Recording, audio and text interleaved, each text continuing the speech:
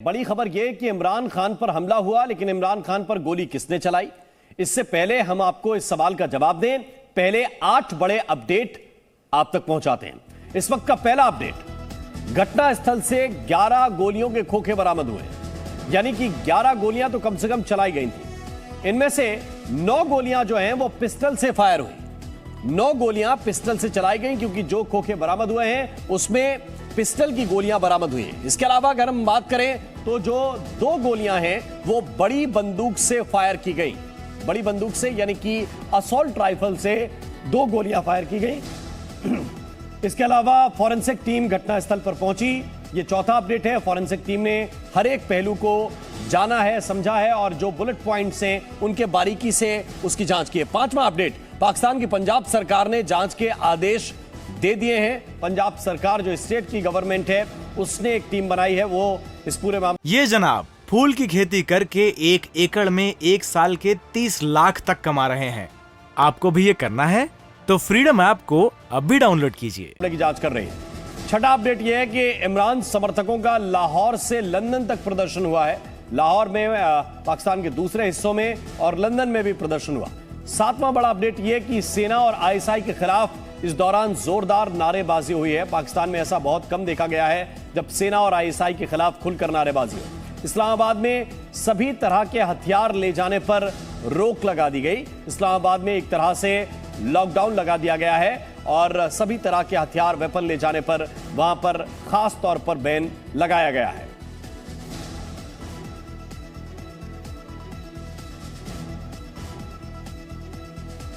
तो इमरान खान के ऊपर हमला जब हुआ तो इसके बाद बहुत तेजी के साथ इस मामले में जांच की जा रही है। खास तौर से जो पंजाब की गवर्नमेंट है, वहां के पाकिस्तान के पंजाब की, वो इस मामले में जांच खुद से करवा रही है। इमरान खान ने जो लॉन्ग मार्च शुरू किया, ये लाहौर से शुरू हुआ और इस्लामाबाद तक जाना था, लेकिन जब उनके ऊपर हमला हुआ तो हमले के बाद फिर विरोध प्रदर्शन बहुत तेजी के साथ बढ़े हैं। इमरान खान और उनकी पार्टी की मांग यह है कि जल्द से जल्द चुनाव कराए जाएं और जनता को तय करने दें कि वो किसकी हुकूमत चाहते हैं, किसको नेता के रूप में देखना चाहते हैं। मौजूदा सरकार का विरोध काफी तेज हो रहा है और खास तौर से पीटीआई के कार्यकर्ता इस विरोध प्रदर्शन में आ गए हैं। अभी पाकिस्तान में विकल्प यह है कि मार्शल लॉ लागू कर दिया जाए, यानी कि सब कुछ सेना के अंडर छोड़ दिया जाए।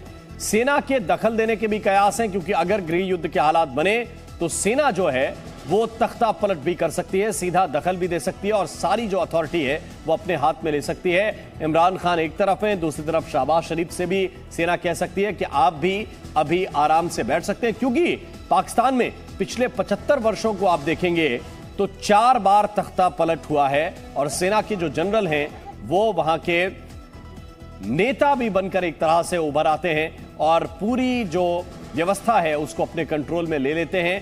ये एक बड़ी मुश्किल पाकिस्तान में देखी गई है और क्या एक बार फिर से उसी तरफ ये हालात जा रहे हैं, क्योंकि पीटीआई के जो कार्यकर्ता हैं वो लगातार प्रदर्शन कर रहे हैं। इमरान खान के जो समर्थक हैं वो नाराज हैं और दूसरी तरफ शहबाज शरीफ ने, यानी कि पाकिस्तान के प्रधानमंत्री ने, मौजूदा हुकूमत ने किया क्या है, लॉकडाउन का ऐलान कर दिया है।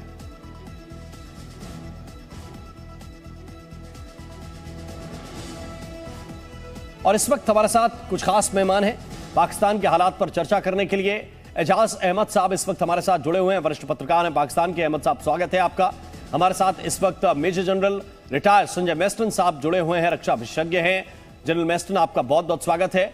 और साइमा अमजद इस वक्त हमारे साथ हैं, वरिष्ठ पत्रकार हैं पाकिस्तान की। आपका, साइमा, आपका भी स्वागत है। सबसे पहले मैं चलना चाहता हूं एजाज अहमद साहब, इस वक्त मौजूदा जो हालात हैं, जिस तरह से इस्लामाबाद में फैसला लिया हुकूमत ने कि अब यहां पर सब कुछ लॉक रहेगा सिवाय जरूरी चीजों के, इन हालात को आप किस तरह देख रहे हैं वहां पे?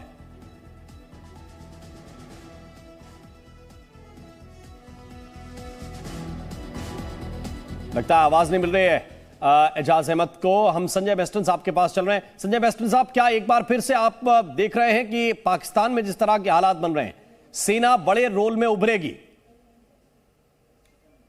राम, बिल्कुल लग रहा है ये हालात जितने जो भी अभी पैदा हुए हैं, ये 2 लोगों को सबसे ज्यादा फायदा करते हैं। सबसे पहले तो इमरान खान और उनकी पार्टी को, क्योंकि पब्लिक सिंपैथी उनको मिलेगी और लोगों का प्रोटेस्ट करने का वो मोटिवेशन होगा प्रोटेस्ट करने के लिए। लेकिन इसके जो फॉलोआउट होंगे, जो प्रोटेस्ट होंगे, जो वहाँ की हुकूमत के बीच में और पीटीआई के जो सदस्य और जो लोग हैं उनके बीच में जब ये प्रोटेस्ट शुरू होएगा, उसमें जाहिर है झड़पें होंगी। अगर झड़प होगी तो इसको कंट्रोल कैसे करेंगे? जाहिर है सेना को ही लाना पड़ेगा और मार्शल लॉ होने की, जैसे आपने बताया, शायद चांसेस हो सकती हैं। तो ये सारा इन दी एंड पाकिस्तान आर्मी को सूट करेगा, क्योंकि काफी कंट्रोवर्सी में आ चुकी है पाकिस्तान आर्मी कुछ 3-4 साल के अंदर, और वो कंट्रोवर्सी खत्म करने के लिए अगर उनके पास वापस शासन चला जाएगा जैसे हमेशा रहा है, तो उनको शायद टोटल लाभ इसमें होगा। तो मैंने फिर दोहराता हूं, सूट करता है ये इमरान खान और उनकी पार्टी को। अब वो इसके बाद कैसे इसका फायदा उठाते हैं, पब्लिक सिंपैथी जरूर मिलेगी, काफी मिलेगी, प्रोटेस्ट बढ़ेंगे।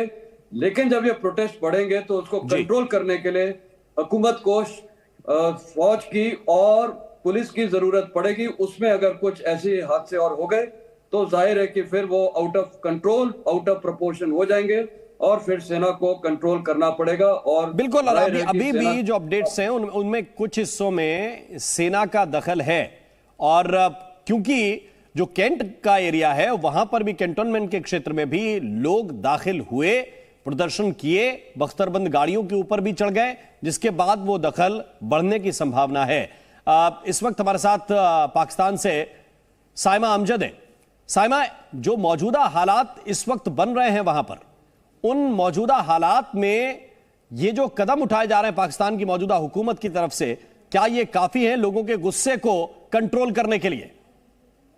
देखिए जी, मेरे हिसाब में तो अभी तक हुकूमत वक्त ने कोई ऐसा इकदाम उठाया ही नहीं जो कि गम गुस्से को कंट्रोल करे। उनका हर इकदाम, हर उठता कदम जो है वो बहरहाल किसी न किसी तरह आवाम के गम गुस्से को और बढ़ावा दे रहा है।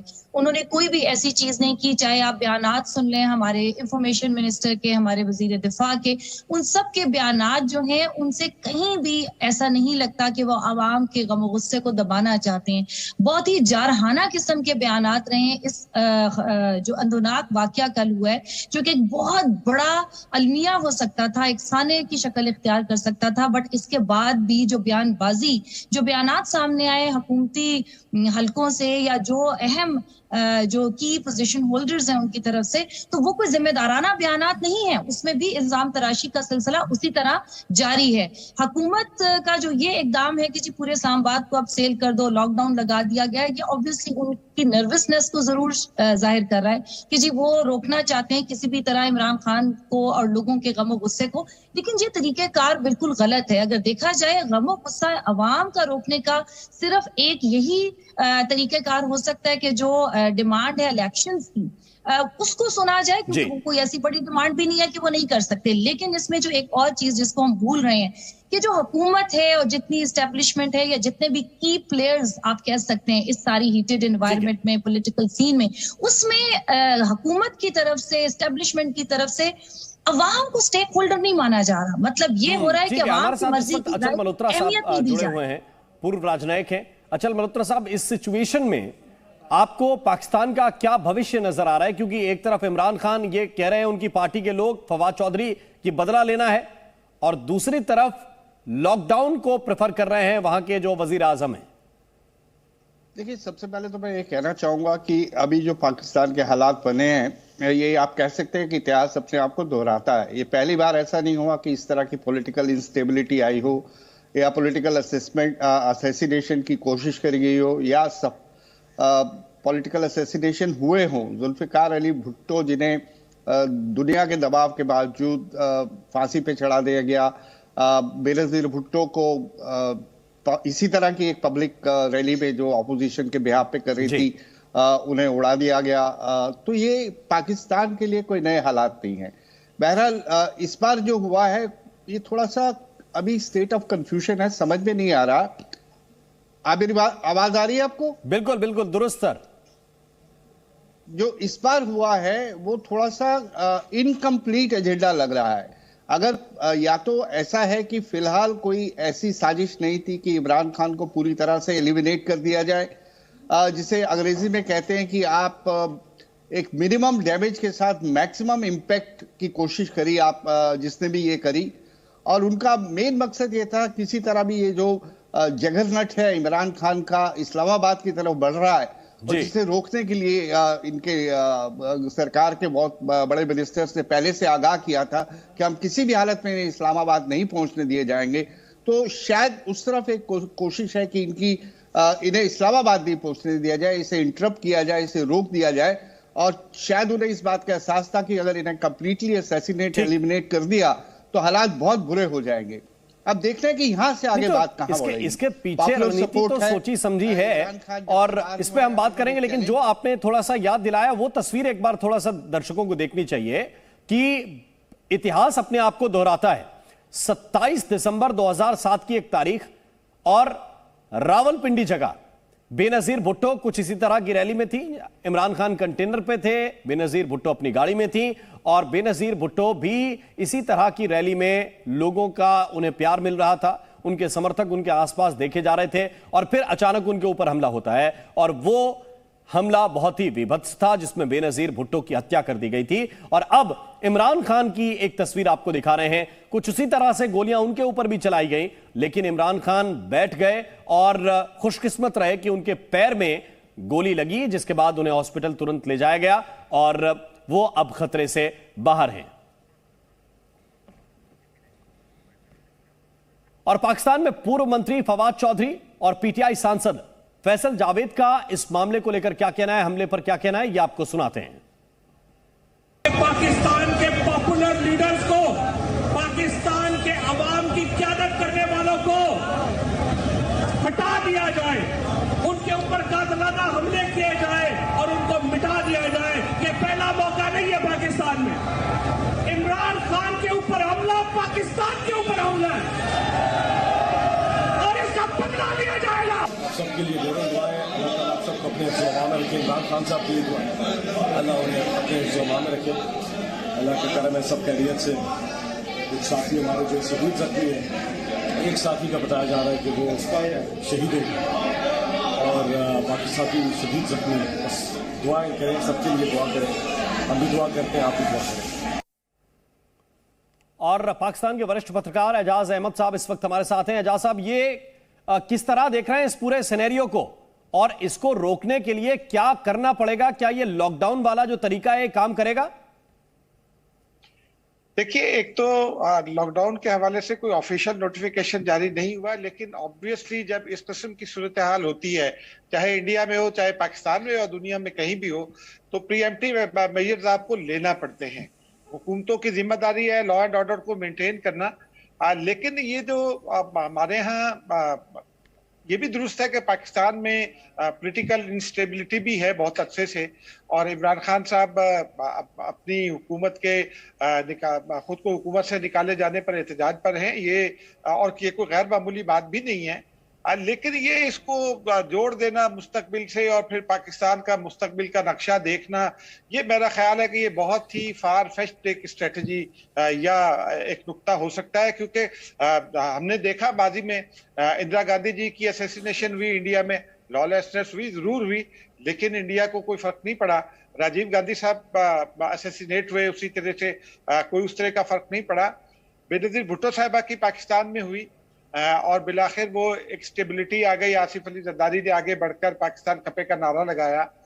तो अब भी पाकिस्तान में पीपल्स पार्टी हो, नून मुस्लिम लीग नून हो, पीटीआई हो या कोई भी और जमात हो, और इमरान खान तो इस वक्त सबसे पॉपुलर लीडर हैं, तो जज्बात में उनके लोगों का कुछ कह देना एक अलग बात है। लेकिन जो ठीक है, हंगामा आराई का भी खदशा है।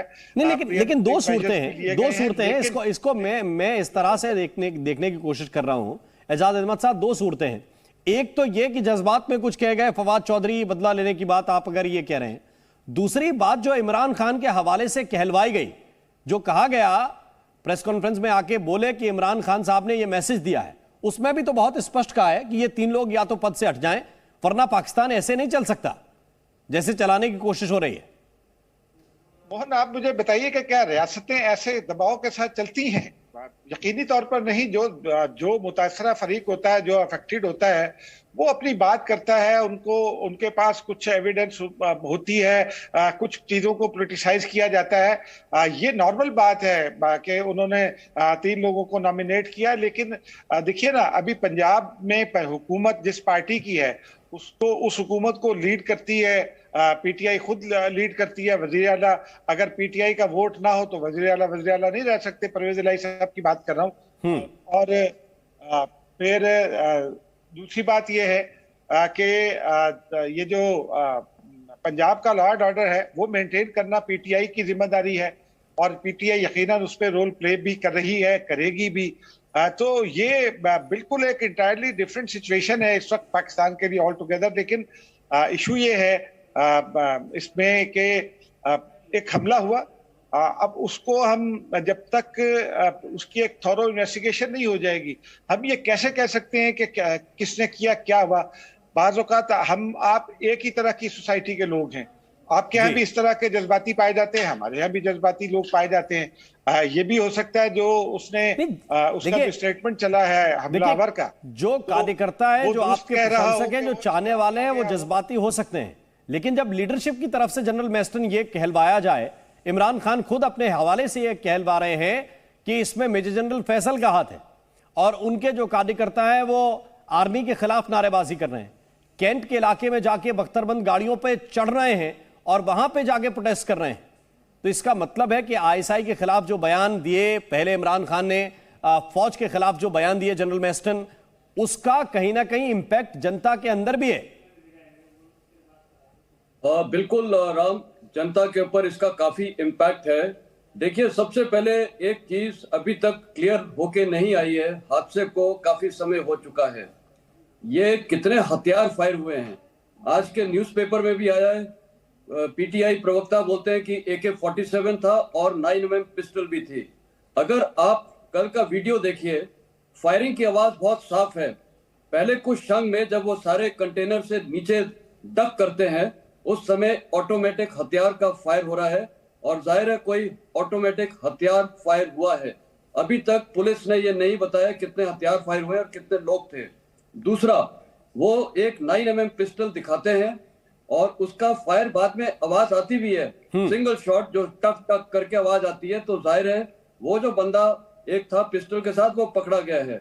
दूसरा हथियार कौन सा था, मेरे को लगता है, हो सकता है, पॉसिबिलिटी है, ये माइक्रो उजी एक हथियार है जो इजरायली मेड है, काफी छोटा है और वो ऑटोमेटिक फायरिंग करता है, बहुत रैपिड फायर करता है। तो पॉसिबिलिटी है।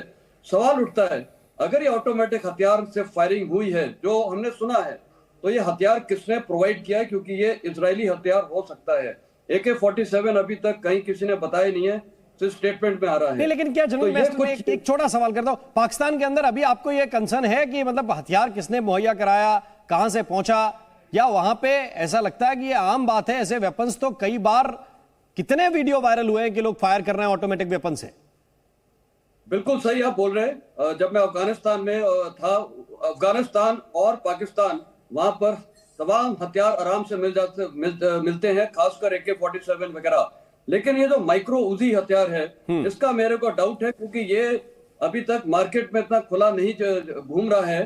तो हो सकता है ये किसी ने इसको सप्लाई किया हुआ है। अब अगला सवाल उठता है, क्या ये मेजर जनरल फैसल का हाथ है, जो आईएसआई के मेजर जनरल हैं।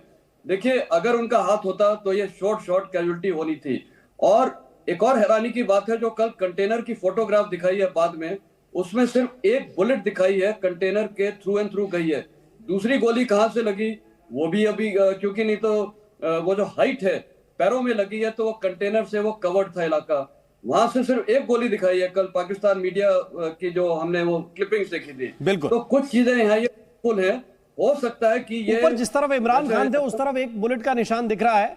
लेकिन सामा, यह सवाल जरूर है कि कितने हमलावर थे, कितने हथियारों का इस्तेमाल हुआ, इसकी जांच होनी चाहिए। और खासतौर से वहां पर जो लॉ एंड ऑर्डर की सिचुएशन को मेंटेन करना, वो स्टेट गवर्नमेंट का, पंजाब की हुकूमत का काम था, वो भी इसमें फेल रहे हैं।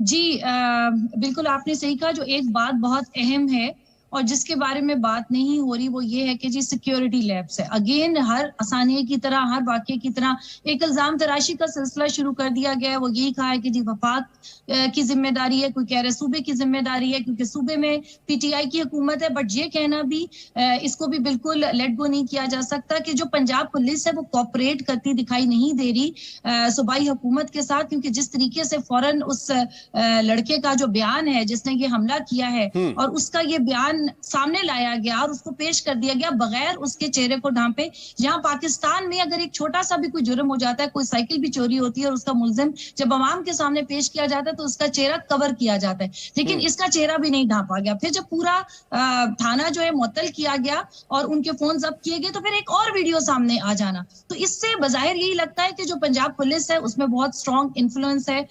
जो हुकूमत वक्त है उसका शहबाज शरीफ साहब लोगों का एक बहुत स्ट्रॉन्ग इन्फ्लुएंस है, तो वो थोड़ा सा ये दुश्वारियां पेश आती हैं। जहां तक ये बात है कि जी सिक्योरिटी लैब्स था, बिल्कुल था। ये जिम्मेदारी जब इतने हाई प्रोफाइल लॉन्ग मार्च हो रहा है, इमरान खान साहब मौजूद हैं, बहुत पॉपुलर लीडर हैं, तो ये हम किसी एक की जिम्मेदारी नहीं कर सकते कि जी सूबाई की होनी चाहिए या वफाक की होनी चाहिए, दोनों की जिम्मेदारी बनती है। लेकिन दूसरी तरफ ये कहना भी सच है कि अगर हम ग्लोबली भी देखें तो अभी आपने देखा होगा कि जी जो फ्रेंच वजीर आजम थे उनको भी थप्पड़ पड़ गया था, कई दफा जूते चल जाते हैं, तो क्योंकि जो अवामी नुमाइंदे होते हैं वो जब बहुत ज्यादा बड़े इज्तिमात के साथ खिताब करते हैं या 1 to 1 उनको आना पड़ता है। बेनजीर साहिबा की आपने बार बार बात की, तो इसी वजह से वो बहुत अरसा मुल्क से बाहर रही क्योंकि उनको थ्रेट्स थे। लेकिन जो एक अवामी लीडर होता है उसको अल्टीमेटली अवाम का सामना करना पड़ता है और उसमें जब इतने बड़े इज्तिमात होते हैं तो थोड़ी बहुत गुंजाइश रहती है इस तरह के वाकयात की, क्योंकि 100% उसको इंश्योर दुनिया की किसी मुल्क में नहीं किया प्रोटेस्ट हो जाए,